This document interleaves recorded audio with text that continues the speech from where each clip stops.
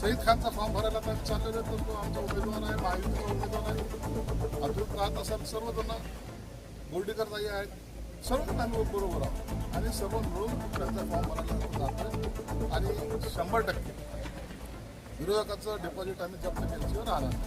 महायुतीमध्ये तिन्ही पक्षांमध्ये निर्जय आहे, कारण परभणीमध्ये सुद्धा अपक्ष उमेदवार अर्ज दाखल केला जातो अशी माहिती. असं काही होणार नाही. आम्ही सर्वजण एक आहोत. महायुतीमधून हे सर्व निवडणूक लढवले जाईल.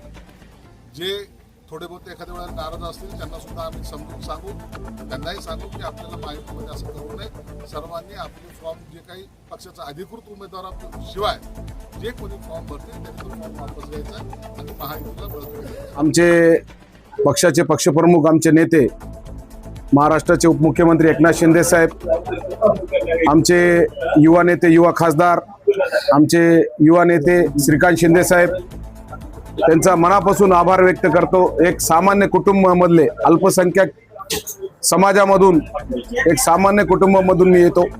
आज माझ्यावर जे विश्वास एकनाथ शिंदे साहेबांना, श्रीकांत शिंदे साहेबांना जे दाखविलं आणि मला आज उमेदवारी दिली, मनापासून मी त्यांचा अभिनंदन करतो, आभार व्यक्त करतो.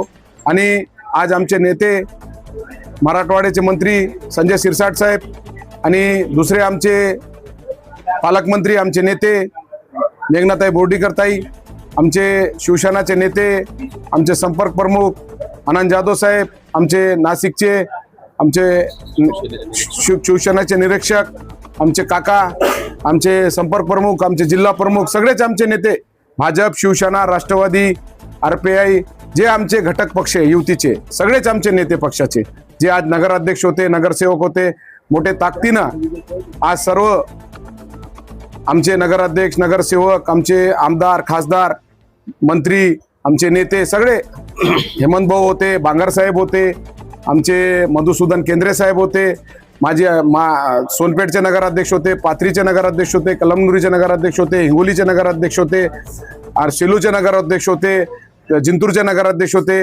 वसमतचे नगराध्यक्ष होते. आज 80-90% नगराध्यक्ष, 90% नगराध्यक्ष आज फॉर्म भरायला नगरसेवक, नगराध्यक्ष सगळे होते युतीचे.